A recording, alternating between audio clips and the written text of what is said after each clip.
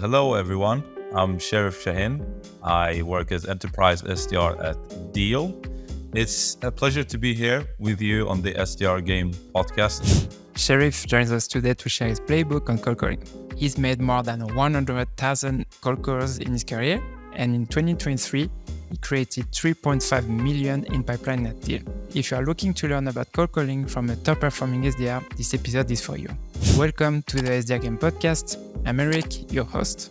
I'm here to help you grow faster in your sales career and create more pipeline. I wish I had this podcast when I started as an SDR, and I've been in tech sales since 2018. I've been a top-performing SDR at 4 different tech companies and leading SDR teams for the past 2 years. Today, we chat with Sheriff about using cold calling to get more meetings, how to prep your cold calling sessions, the anatomy of a great cold call, and how to measure your cold calling success. Let's get started. Sheriff, super excited to have you today. Before we talk about Deel specifically, could you take us back to your early days? Something you mentioned to me was you are making between 200 and 300 calls per day as a telemarketer. What were the key lessons you learned about approaching and speaking to people during making those cold calls? Yeah, so it was actually one of the more interesting times of my life because I was very new to sales and I had no clue basically of how it would go, if this was even a career I would actually want to continue in. But yeah, I started in telemarketing. I was selling lottery tickets to consumers on the phone. So we were selling dreams basically. And it was like you get a script, you have a dialer, you don't do the prospecting yourself. It's just a dialer calling numbers for you. There's no LinkedIn or emails and that kind of outreach. It was purely cold calling. And it was a very lucrative period of my life in terms of knowledge because besides what I learned about cold calling, like how to actually conduct a cold call, how to work with your tonality, how to try to close the sale immediately on the phone. My mindset shifted completely from that time. Like just this thing that you can actually, the harder you work, the more you can earn, and you can actually, whatever you want to achieve is possible if you put in the right work. But yeah, a lot of learnings on a personal level, but also on a professional level. But it was mainly, I would say, the key thing I took from that period was the mindset I got from doing that amount of cold calls and getting those amount of rejections. You can imagine doing so many calls a day, a lot of rejections, a lot of objections to deal with. So yeah, it was. I think what I learned there is still. I'm still benefiting from it during my job at Deel as a SDR. I'm still learning, obviously. So yeah. You are talking about mindset. What thing that you learn specifically about mindset? You are talking about rejection. Are you talking about rejection? How to face rejection during cold calls or something else? This thing with being resilient, kind of, and actually being assertive. Like when you believe in something and you see there is a value, and it's just about keep doing it and keep going and keep working. And don't not letting rejections and things that you cannot affect or you cannot control actually influence how you think. So it was really a lesson for me in terms of mindset, like how imagine you're making those calls every day, and some days you would go like at the end of the day you made no sale at all. And the team lead would actually try to push you like, hey, there's a new day tomorrow. Just keep you're doing the right things. And sometimes like there's some adjustments you need to make. So every day, like working and getting better until there is a break point, obviously, where you actually nail how to make the cold call and how to deal with those amount of rejections. And just this thing with rejections, I think it's very interesting because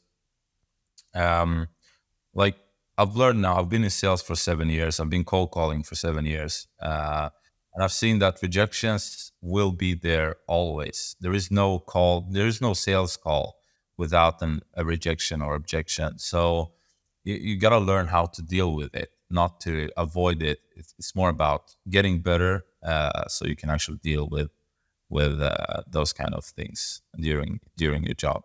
A good point you mentioned here, because that's something, actually, a rejection is going to happen anyway, and something what you can control on rejection is embracing the rejection, knowing it's going to happen. So that's something that you need to learn. So you started to talk about Deel, and today we're going to obviously talk more about your after cold calling for the past 7 years. So I know you have been at Deel for the past few months. Now you're on the enterprise team. How did your approach to cold calling evolve, and what strategy did you adopt as an enterprise SDR?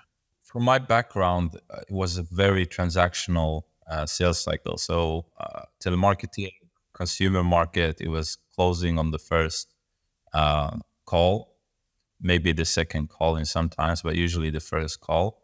And then going into an SDR role and then enterprise, it turned more into being like a consultant and build relationships and learning about the accounts and really try to understand if what we're doing at Deel is actually could potentially help them with some stuff or with the problems we actually solve.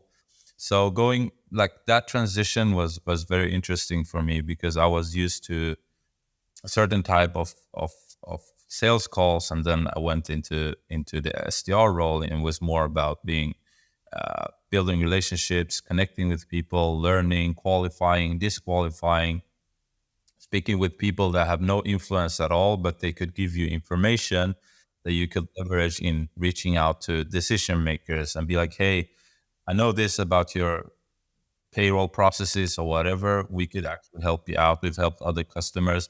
So that transition, I think in the beginning, I still had, when I first went into SDRing, which was not at Deel, I had a previous SDR job. I still had that transactional mindset. But then after a couple of weeks, I realized I have to be more strategic and actually be more relationship building in how I approach my prospects. Something you mentioned about, for example, talking to end users to get information, to talk to the decision maker. I think that's something I'm seeing a lot of SDR who are struggling with that, especially on the enterprise segment, because when you join and the enterprise team, generally you still have this transactional mindset of, I need to call the decision maker. But the problem with enterprise, I think there are so many people who try to do the same thing. And when you are not ready to talk to a decision maker, what's happening basically is the SDR is not ready to talk to a decision maker, and calling a decision maker won't work because, one, they didn't do research and they don't know what's relevant for them in this context. So I think that's, especially what you mentioned here, it's super key for the audience who start going after enterprise accounts. Yeah, definitely. It's definitely like the thing with cold calling is it's more of a long-term game, especially if you're in sales development and targeting bigger accounts. So you need to really be picking like who should you talk to and have the right expectations as well. Like when I call somebody, not that I expect to book a meeting immediately. It's always, I try to have a conversation. I try to learn about them. And then booking a meeting is usually like, okay, if I find there is a potential fit, then I actually be like, hey, we could actually help you out. We've helped similar customers with the same problems you face. So why don't we book a 30-minute call and discover that together? But to get to that point, there is a lot of pre-work you need to make in order to actually get to the point of earning the right of asking for the meeting, basically. And that makes a great segue, actually, to talk about that. So I'm curious to understand, could you walk us through the anatomy of a successful cold call? What do you include on your cold calls? My goal is always to have a conversation, right? Or that's my general goal, is to have a conversation. I have that expectation for myself.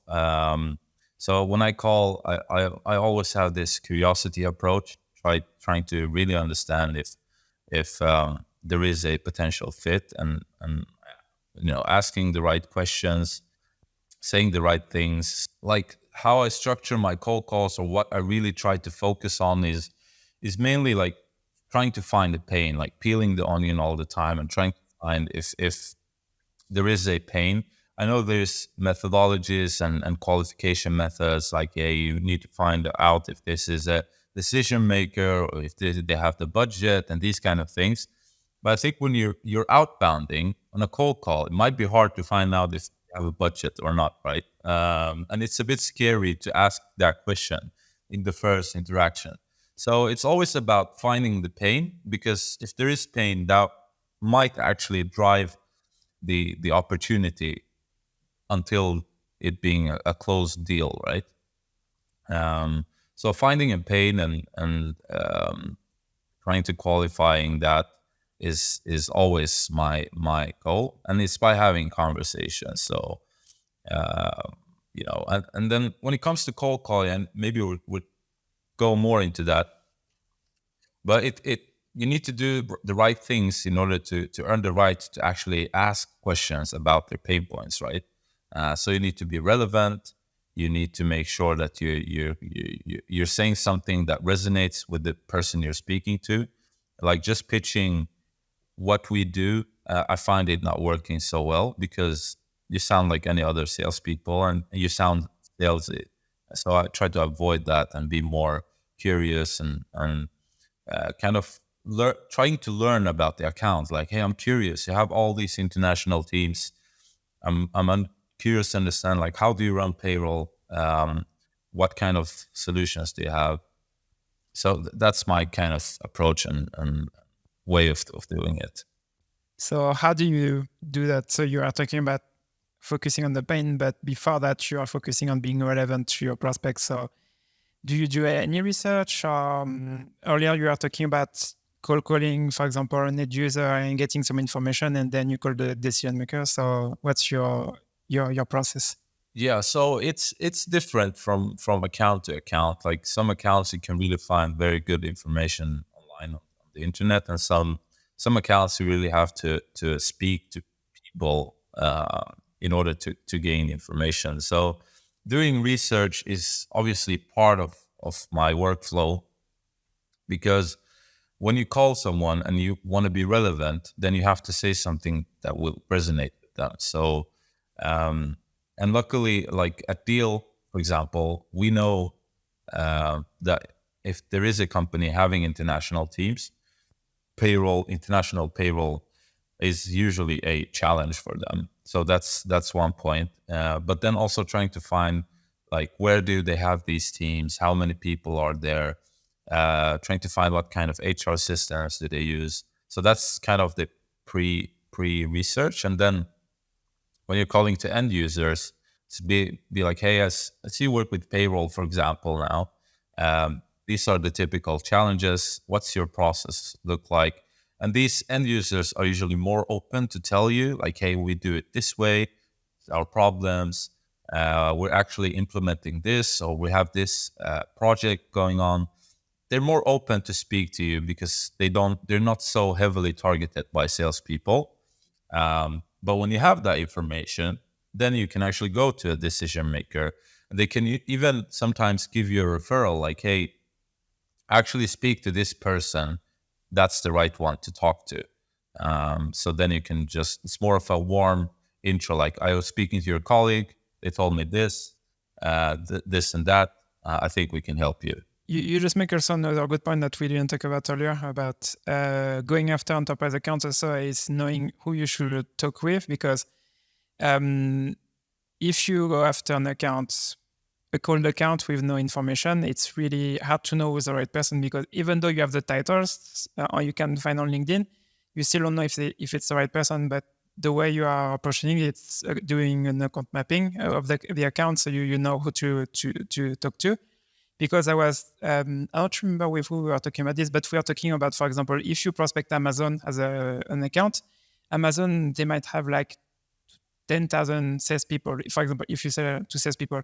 But who is the right person to talk about, for example, if you sell a sales tool inside this company? It's not like you can go talk to every sales operation manager, because you don't know who will be the right person. So you need to have like your champion. Maybe not your champion, but more like an end user who can help you start mapping the account. Yeah, definitely. I think it's crucial for especially targeting bigger accounts, because as you said, you have the titles, but they have like as I said, 10,000 people working in sales, or in my case in HR. So knowing who's the right person is just that takes a lot of work to get to the right person, knowing who's the right person. Um, so yeah, it's really about this. Every call I make or every email I send, even if I don't get a meeting, if I get something out of it, that's a win for me. As long as I can leverage it into the next outreach, and then eventually you'll get to the right person and you'll hit the spot, and then you'll just ask for the meeting. It will be hard for them to resist you because you have that so much information, and you know about their pay points. Like so many things, and then eventually you can discuss more on a demo call or a meeting, first meeting. So yeah. Something you mentioned also here, it's I think the mindset also a lot of SDRs also it's they're only focusing on booking the meeting instead of like you are mentioning about even though you don't book the meeting, even though if you get some information, it's still a win for you because you can still leverage that later. Because like you said, for example, if you know which tool they're using, then or you find any pain from, I don't know, an end user, that's still something relevant for you because you can still use that with someone else.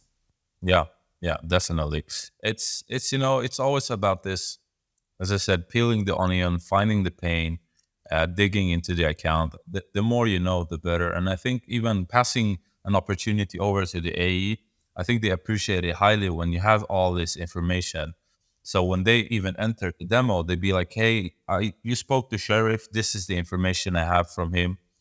Like, I think the call is much more kind of inviting for the prospect when you know so much about them, rather than just be like, "Hey, this is what we do. We're best at this. We're the market leader, blah, blah, blah."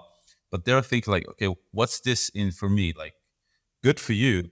What's my win on this?" Because you're focusing on them and their problems and not just talking about you. It's one, you want to see if it's, like you were saying, being relevant. And because if they don't have pain, what's the point of having conversation with them? It's they're not going to buy. But if they have a pain, that's make more sense for them to have a conversation. So Yeah, definitely. So pain, pain, pain. That's always it's a 3 Ps kind of.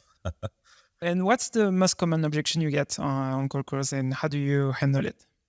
So obviously it's the common ones in the beginning, like I don't have time, or we're satisfied with our current solution, or I'm not interested. Majority of the times, these are not really objections in the sense that you can handle them. Like, okay, let's put it like this: when you get an objection early on, it's more just because you're a salesperson, not because what you're offering is not relevant.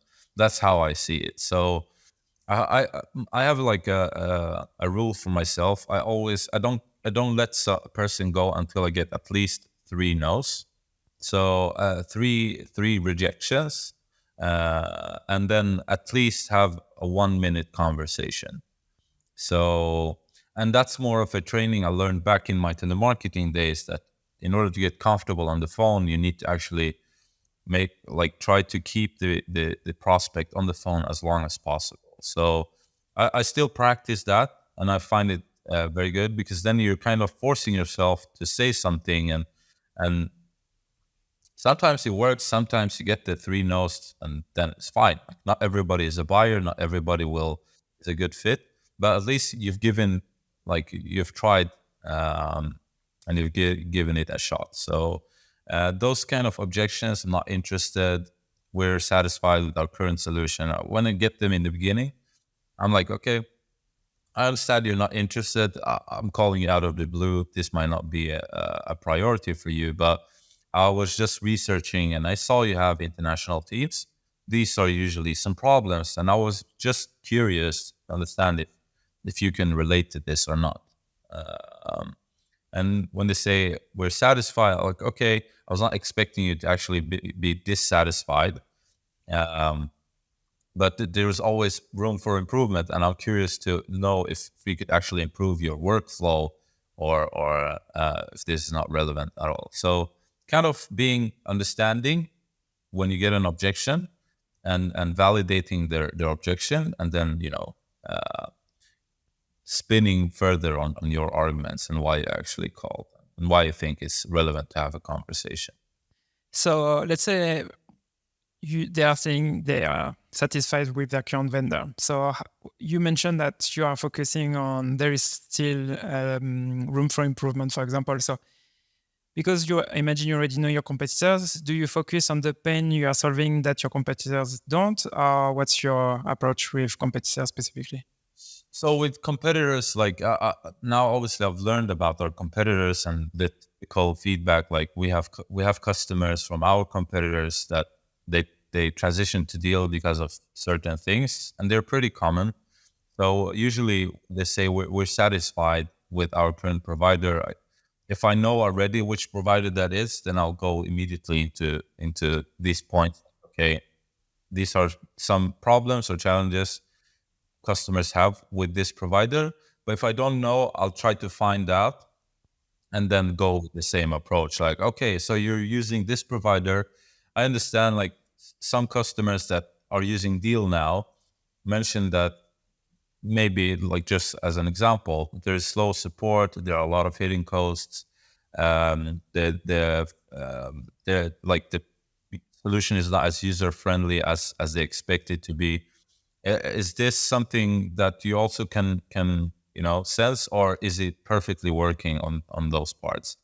And usually, when you're asking questions in that sense, with being relevant and kind of acting as an expert in your field, it builds credibility and trust, and they would be like, okay, this guy actually knows what he's talking about.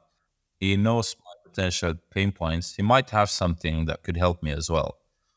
And this comes with experience, right? Like in the beginning, I didn't have that information.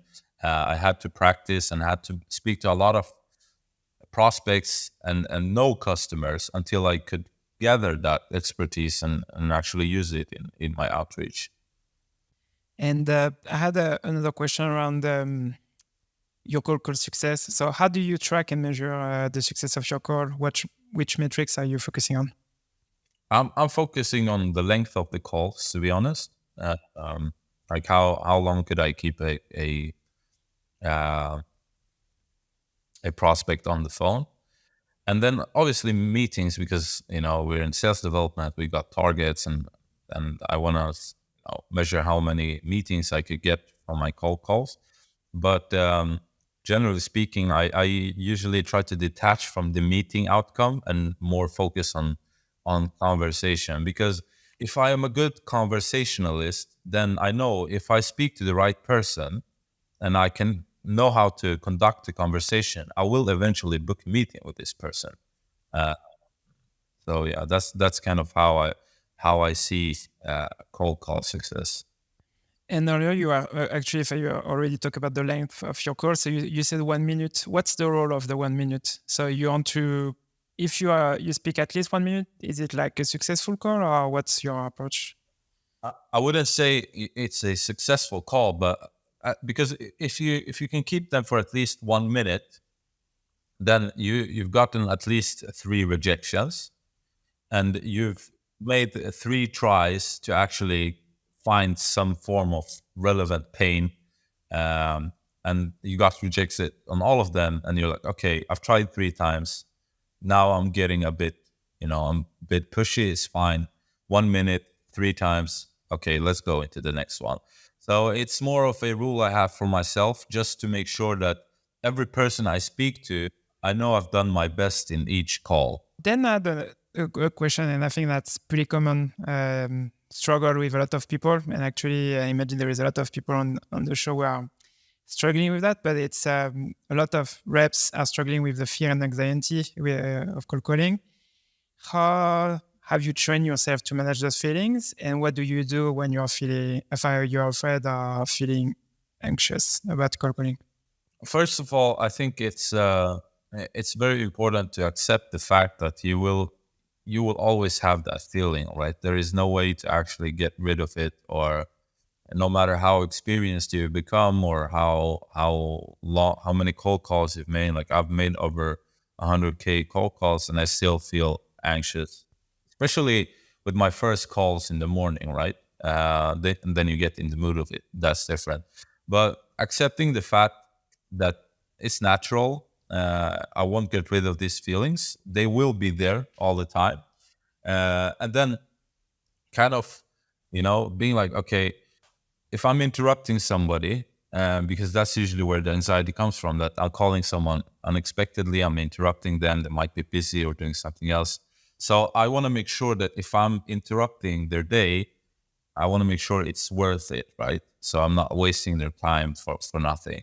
That's why it comes a lot back to preparation, because you have these calls where you can provide value, and then you're not, like, you just want them to pick up the phone because you really know that this call will be interesting for them. Whereas you have calls, you're a bit unsure if this is relevant. You don't really know if this will be interesting for them. And I think those are the calls where you feel anxious because you're like, what should I say to this person? Like, I'm calling them now just because they're on my prospecting list, but I don't actually have something of value to give them. And do you have a routine before making your first calls? Or are you listening to music? Because I know there is some reps who are, listening to some music before making their cold calling session. So what's your routine before a cold calling session? I actually, I'm a bit outliner or what to call it, but I actually I'm just doing it. So immediately, if I find a prospect or I have them in my list, I just press the button like dial, and I just force myself into the call. I don't like to drag out the anxiety or the fear. If I find, okay, this prospect, I have their number, I know, like, I want to speak to them because I have something that could be interesting for them, I just call them.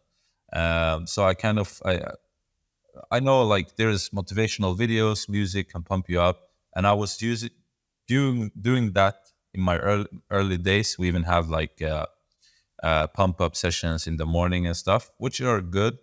But now I think with experience, it's more of just doing it and then forcing yourself into the dialer. I remember I was on vacation during the summer for like a week. I came back Monday morning, and I was really, coming off from vacation. And the first thing I did, I was like, okay, how do I get in the mood of work again? I just called a prospect. It was a shitty call, but just to get in the mood immediately and get rid of those laziness feelings and anxiety, I just called a prospect. So that's kind of how I approach it. Yeah, I was curious to understand your approach with that because I know it's different for everyone. So interesting to see that. And actually, that's already last question. So what's the most common mistake made by sales reps you've seen with cold calling, and how can they fix this mistake? There are actually a few from my side. First thing is that you like speaking too much on the phone and not actually taking pauses and give them the space to actually open up and say what they want to say, because we fear hearing a no, so we just want to say so many things, so many good things that might not even be good, but we just want to fill out the gaps with unnecessary stuff until they be like, hey, this guy's just talking too much, like this kind of a mistake, getting overexcited and just speaking too much on the call. I think that's a mistake until today. Like, honestly, sometimes, I lose myself. I'm just speaking. And then I found like, the prospect's trying to interrupt me, but I'm just, speaking too much. And then at the end it'd be like, okay, there's no chance to have a conversation, right? So that's one thing, a mistake, like speaking more than I listen, because it's actually when you listen, you learn and you understand that you can find some buying signals. So that's one thing. Another thing was, and I learned that in my telemarketing days, was, when you're making stuff sound complicated, it becomes very hard for the prospect or the potential customer to actually say yes, right? When you say complicated, are you saying using complicated words or using like jargon of HR? Or what do you mean? It's actually what you mentioned, like using complicated words, like buzzword. For example, I'll give you an example. So when I was selling lottery tickets, the way they would actually join the competition was just that we would make a verbal recording on the phone, and then they would get a blanket or a sheet in their to their home. They would fill it in. They would send it back to us, right? And I remember I lost so many customers just by mentioning like, "Hey, we're actually making a formal recording that will be recorded, and this would act as a verbal agreement." It sounded very scary for them, right? So they would be like, "No, this sounds like a scam. I don't want to make a recording," right? But when I was using words like, "We'll just summarize what we agreed on, just so you know what you'll pay for the tickets and how the competition works," they were more open to actually, do this summary. Although it was a recording, but it was just a recording just for the quality department to make sure that this customer actually agreed to get these lottery tickets. So that's what I mean with complicated, right? When you're asking of too much commitment in a cold call, make it sound very complicated. Like, I will invite an account executive. He's my senior colleague, and he will be demonstrating the platform for you. When you push or when you put so much stuff that sounds a bit scary and too much commitment, I think that's a mistake I've made a lot. And when I started focusing on not doing it, I booked more meetings, I made more sales, and it was just easier. So it comes back to the thing with, it's about how you say things, right? The delivery of your message. It's not what you say, it's how you say it. So it's all about tonality, pace, that kind of stuff. Sheriff, thank you so much for being on the show today. One last thing before we end the episode. Do you have anything else you want to share with the audience? One thing maybe I would want to end this with is that cold calling is not dead. And, I'm not against emails and LinkedIn. I do it myself. I think it's a great way to reach to customers. But if you really want to learn and evolve as a SDR and as a sales rep and grow personally and professionally, I think doing cold calls is a great way to do it. So don't just see it as a way to book meetings, but it's more it's a way to grow as a salesperson and as a person as well. And by the way, if I'm talking about cold calling is dead, generally what I've seen with that is, one, there are on LinkedIn people who are selling solutions for cold emailing or LinkedIn, or two, they didn't try enough cold calling and they say that's not working. Yeah. That's typically it, right? Sheriff, thank you so much for being on the show, and for everyone listening. I see you on the next episode. Thank you, Eric. Thanks for having me. If you enjoyed this episode, feel free to leave a review on Spotify or Apple Podcasts. So for Spotify, to leave a review, what you can do is you can use your phone, then go on the Spotify app, then you go to the SDR game page, and then at the top of the page, you can leave a review. It's a 5-star review if you enjoyed the episode, obviously. And then if you are listening to this episode on Apple Podcasts, feel free also to leave a review on your app. Thanks for listening, and I see you on the next episode.